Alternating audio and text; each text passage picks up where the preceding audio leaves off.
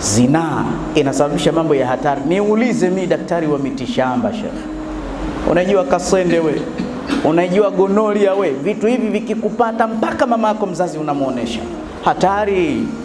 Sehemu ya siri inakatika na wazinifu, kwa sababu kila mziniwa na mzinifu ana roho mbaya. Kwanza hakuambii kama anayo ya maradhi, hujamletea wewe, lakini lazima akukomeshe.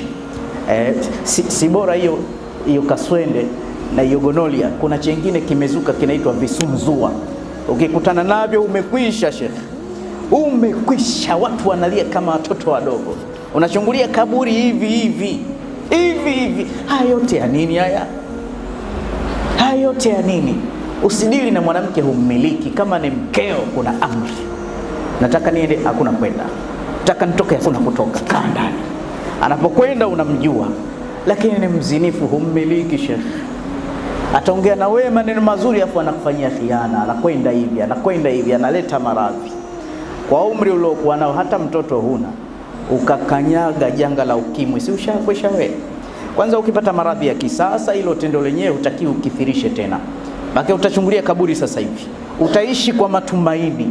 Haya yote ndo asema la taqrabu zina innahu fahishatan wa saa sabila.